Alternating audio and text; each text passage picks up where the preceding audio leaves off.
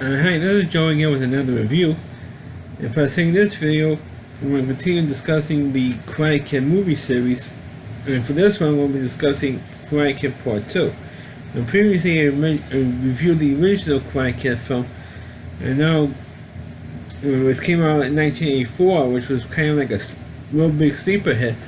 It was up against three big summer blockbusters, which was Indiana Jones and the Temple of Doom, Star Trek 3, and of course the original Ghostbusters film. And it became an unexpected hit. So of course, the powers that be at Columbia Pictures decided, hey, let's make a sequel. And which came out 2 years later in 1986. And it was fairly successful. It was a stereotypical sequel in the time in the 80s. And it was, pretty good follow-up to the original film. Was it a great follow-up? No, but a decent one. And it's all right. Of course, the second movie, of course, stars again Ralph Macchio as Daniel LaRusso, the Karate Kid, the title character. And of course, you also have Pat Morita reprising as well as Miyagi. And of course, what a lot of people don't know is that the very beginning scene in this movie, I should backtrack a little bit. Since all these films were directed by John Alvarez, of course, directed the original Rocky film, he did in the Karate Kid films what they did in the Rocky movies, and that was reprising what happened in the previous film. But of course, with Daniel getting bullied by the Cobra Kai students, and Johnny Lawrence and Bobby Brown and Dutch, and those are the three guys that actually were named in the film. And they recapped the famous skeleton fight where Miyagi saves Daniel, the confrontation in the Cobra Kai dojo, when he first challenged him to go to fight in the tournament, and then of course the fight when Daniel gets injured, and of course the final fight scene, for the championship in this tournament.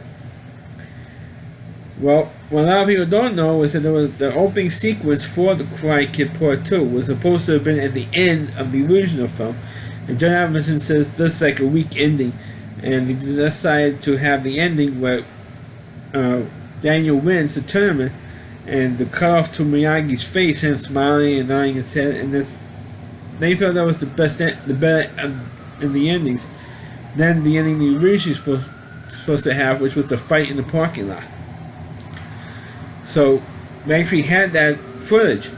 So what they did was they took that, or the editors that John Avildsen did, was they took that footage, because they had all this footage with them in the fight scene in the parking lot and stuff. They took that scene and put it in the beginning of Karate Kid Part 2.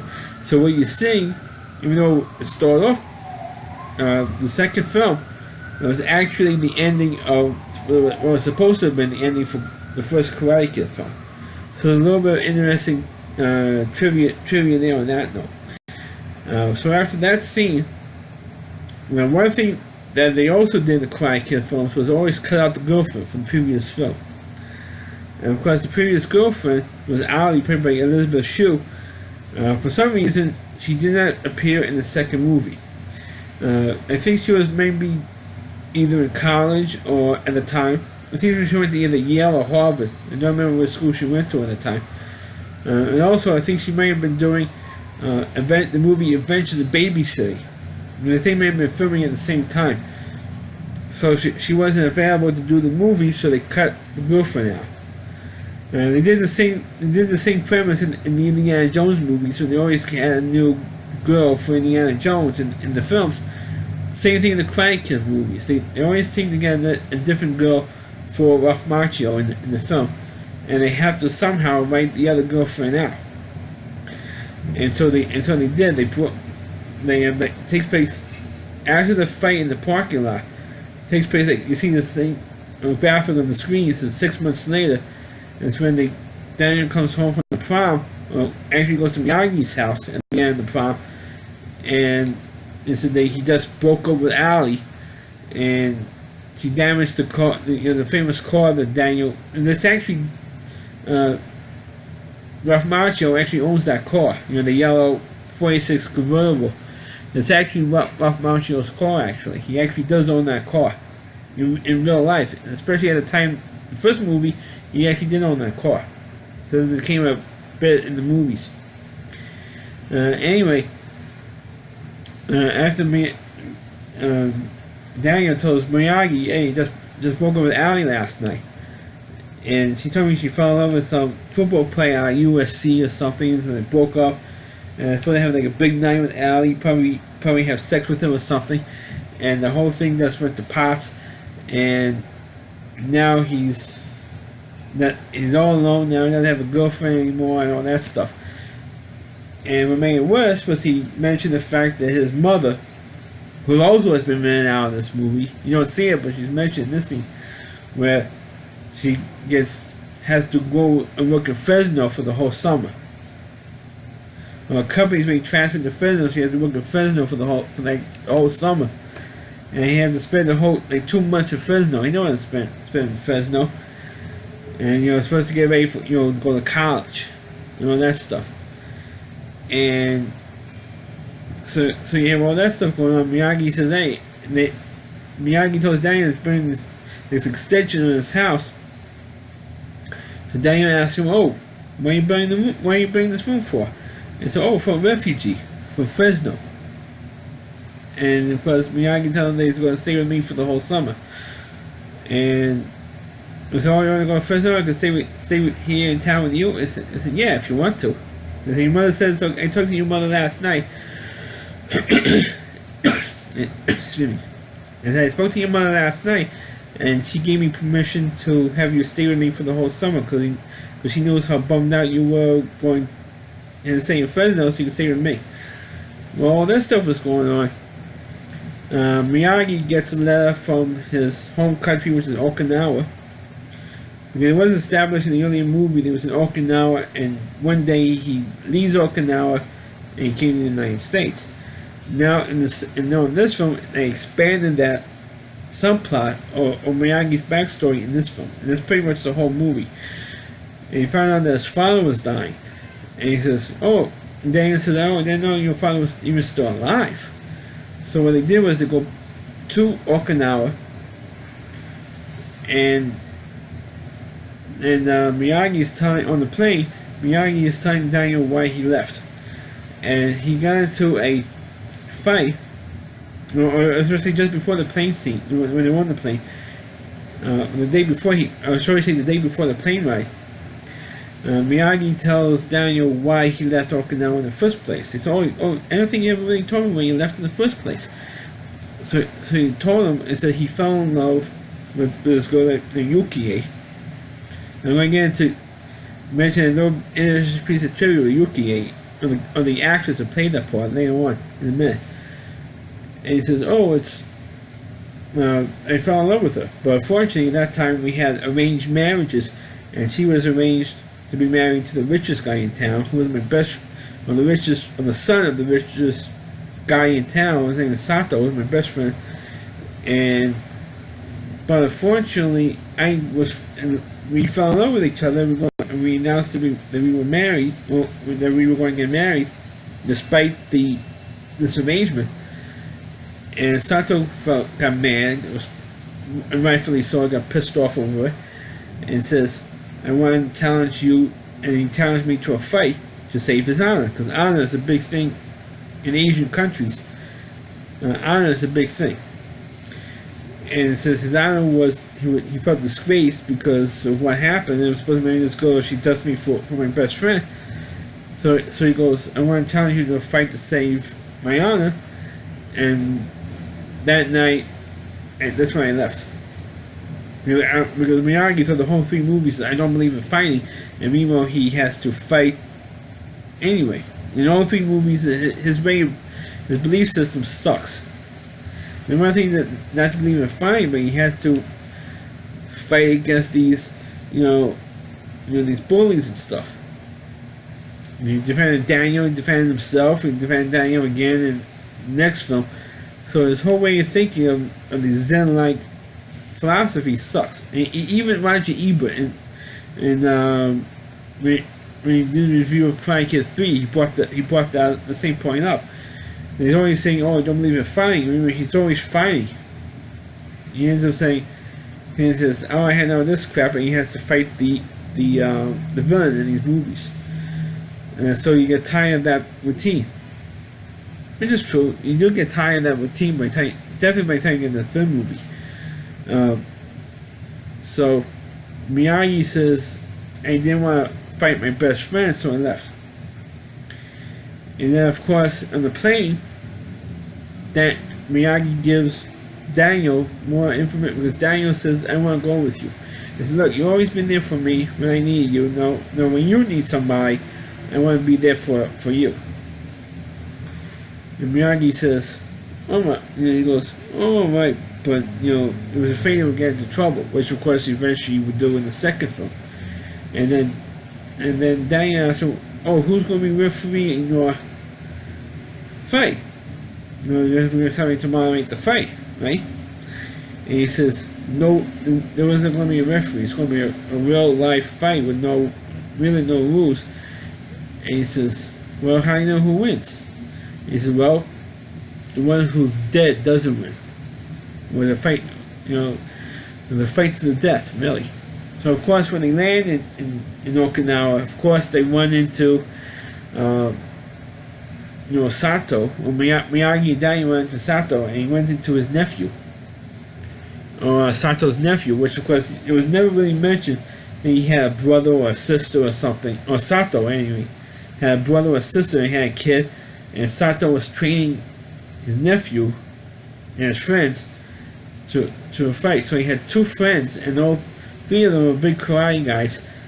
And actually, of course, I don't remember the name of the guy who played Shozan. There's the guy's name.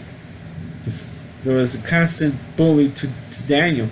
It was like bigger than he was and more muscular, as you're going to see in the movie. There's one scene when he takes the shirt off, and you see how big and muscular he was, even more so than Johnny Lawrence was. And so you had all that stuff going on, and more like a fake fact thing going on between Daniel and Shozan, saying that each one is trying to run up each other a lot. And of course, there's one scene when Daniel figures out that Shozan was running like a food stand, and paying customers for how much they bring in, and they were like cheating the customers, and so they disgraced him there, and Daniel disgraced him another. Because sometimes Daniel can be an asshole in these movies, because the way he's trying to prove that the guy's a bigger jerk than I am, pretty much, and that's what's been happening in this whole movie. And at one point, where Sato was supposed to fight Miyagi in an actual fight, saying, "Okay, tonight you and me are going to have it out finally." And of course, that's when they had in Okinawa, they had this big storm, and Daniel, Miyagi saves Sato's life because they had like this ball, like this block of wood over his chest, and he saves his life. So now that Miyagi saves Sato's life, whatever happened, he ended it right in that moment. And of course, Sato's nephew Shozan says, "Forget it. I've been decided because of Daniel. Now I want to fight him." When all this stuff is going on, Daniel falls in love with Yukiei's niece, who was, she was pretty good in the part. Now, I mentioned earlier that the one actress who played Yukiei, I think was like Yobo McCarthy. And then there's a piece of trivia, because naturally, of course, most people know, as I mentioned in my review for the first Karate Kid film, the only other part that Pat Morita was famous for, other than playing Miyagi in the Karate Kid films, was playing Arnold, the owner of the drive-in in Happy Days, the television show. And he was in the third season. Most of his episodes were in that Pat Morita was in the third season of Happy Days. And the last episode that aired was when Arnold got married, or Pat Morita's character got married. The actress who played Arnold's fiancée is the same actress who plays Miyagi's former girlfriend in the Karate Kid Part 2, Yobo McCarthy. So it's the same actress. But 10 years earlier, played Arnold's fiance in the episode in the Arnold Getting Married episode of Happy Days. So it's like the same actress. So it was kind of funny that like 10 years later, once again she plays Pat Maria's girlfriend in the second Karate Kid film. And then of course Daniel falls in love with Yuki's niece. And once again, it was never brought up that Yuki had a brother or a sister, and she gave birth to a daughter. That stuff was not. The niece's backstory was not really mentioned except the fact that she was the niece. And I thought that was pretty good. And one interesting thing that I found out about this movie, if you watch this movie very, very closely, for some stupid reason, I don't know why, but every time Daniel try and kiss Kumiko, that's the niece's name. When every time they get closer to a kiss, like they're doing my feet together, but like this close, and all of a sudden something comes along and interrupts that kiss. Just before they lock lips, something happens. It happened about I think it was like 3 or 4 times that happened when they were about to kiss each other, and all of a sudden, just before they really get a real big romantic kiss, something comes along and interrupts it. It was like the scene just before they did this, the scene when they had the storm when a typhoon hit Okinawa. There was another scene when they were in this nightclub, they're about to kiss, and Chozen interrupts them. Or there was another, and I think there was one other scene, at least three times, they're trying to kiss each other and something interrupts it. Of course, in this movie, you had the real big fights, the real life fight scene between Chozen and Daniel, because Chozen actually dove in, they got a zip line almost, came down, grabs Yuki, because Yuki was supposed to do like this ritual dance for this. For the Obon dance, was the day festival to honor the dead, and Chozen grabs Kumiko and holds a knife to her throat, and he wanted Daniel to cross like a little bridge to get to where they were at and have a fight, and Miyagi, of course, actually they all try to talk him out of it, said, don't do this, and even the uncle Sato says, "Look, don't do this. Hate this wrong. I was wrong. It's all over." He says, "It's not over, Uncle. Remember, I'm dead to you. Remember?" And he said, "That now to you I am dead." Because Chozen thought that Sato was dead when his little hut he was in collapsed on him, and that's when Miyagi came in and saved him during the storm scene. So Sato says, "Now I am dead to you." And so Chozen wants, to retake his honor. And so Daniel says, "You won't get your honor back this way." He said, "In their eyes, I will. Because you've been dishonoring me all over the place." He says, "Well, whatever happened, I apologize." He said, "Well, apology won't give me my honor back." And so he says to him, "Either you cross bridge or I kill her." And so Miyagi says to him, "Look, this is not a tournament. This is for real. I mean, there's nobody's going to stop this fight." And so, of course, the two of them, real crowd of people, is again the same routine. It says the two of them fighting in front of a whole bunch of people, and of course, Daniel does do the crane kick in this movie, but unfortunately, Chozen was a counter to it, and Chozen grabbed his leg. And he flipped Daniel over, and it was a pretty good fight. It was a really slow moving fight scene compared to other karate movies. I'm thinking of like the Bruce Lee films in the 70s, where it was so much faster, or like the Steven Seagal or Chuck Norris movies, or more recent Jet Li. They move so damn fast. It's like a real extreme fast movie fight scene. None of the Karate Kid films. They're real slow paced, real slow moving, and they do get some good. Well, Danny does get some good shots in there, and times you're punching a couple quick kicks, and then eventually Chozen with a counter and would stop that. Of course, one thing I should mention in this movie, of course, naturally, in the first movie, first Crane Kick movie, the countering move was, of course, the crane kick. This movie was like a drum technique. You know, drum when he goes, cha, move your arms like you move a drum to hit, like I'm trying to do now, trying to hit the opponent in the face. They do that. That's the closing move in this movie. And Daniel was like, I don't know what gets hit, so he now said, oh god, he was barely able to get up. And Chozen was instead of Chozen pouncing on him, was laying on the rock, instead of beating the shit out of him. Beat him to when he's, instead of Chozen trying to beat him to when he's dead, when Daniel goes down, Chozen waits for him to get up in front of him. And when Daniel does get up, that's when Miyagi comes out with his drum, showing him the drum technique, and then that's why everybody in the crowd has a little drum, showing the drum technique, and that's what Daniel does, and he beats Chozen. And what he did was he says to Chozen, "Live or die, man." He goes, "Die."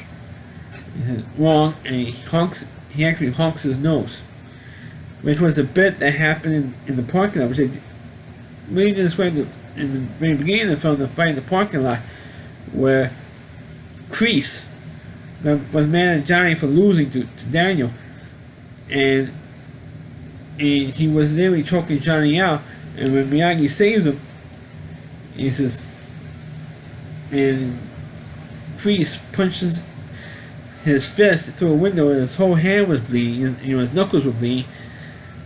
And then, of course, when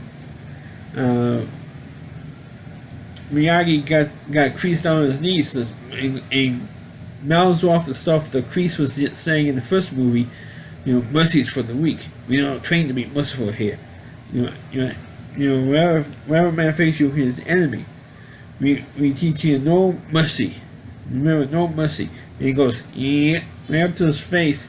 Probably to kill him. And he does like, honks his nose, and he falls over. And he lets Kreese go and drops him like a bad habit. So they reenacted that scene at the end of the film where Daniel has Chozen, right? He looks at his butt, about to kill him, and he says, "No, and he honks it, and Daniel honks his nose and drops him like a bad habit. And that was how the Karate Kid 2 ended. And like I said earlier, it was a pretty decent follow-up movie, and it does go into more details on Miyagi's backstory, which I didn't think really was necessary. Especially for the first movie, they had enough of his backstory in the first movie. In the second one, they went into extremely more detail, and it was interesting to see. I don't know if the movie was actually filmed in Okinawa or not. I really don't know, but the scenery was terrific. It was filmed very well, and they do go into one brief scene about the history of Okinawa, about what happened. Because in Okinawa, they had one of the most famous battles during World War II. So Daniel and Miyagi were talking about, so, I can't believe how many people, it must have been horrible here during the war. They said, yeah, I got 100,000 Okinawan Japanese were killed. And about over 100,000 Americans were killed there during World War II. And Miyagi said, yeah, over 150,000 Okinawan and Japanese. Because why are we so stupid? That was the only real reference to anything with World War II with Okinawa. With the Battle of Okinawa in World War II. But as a film, it's a follow-up film. I think it's better, and to tell you the truth, they should have stopped the second one. Because the next review is going to be the god-awful third movie, right? And it's horrible. It's horrible. Every sense of the word, it's horrible. And that's the next movie. Hopefully, we're going to get to review and do a video for you guys. So that's my review of The Karate Kid Part 2. Please click on the video, please rate it, feel free to comment on it, please subscribe to my channel, and please forward this video to your Facebook pages. You can check out all my reviews and all my YouTube channel, But RowdyC.com is over WDY. And then C.com is the homepage of the Rowdy Reviewer, Chris D. Moore. And please check out all of his videos on his website. Thanks for watching, and catch you next time.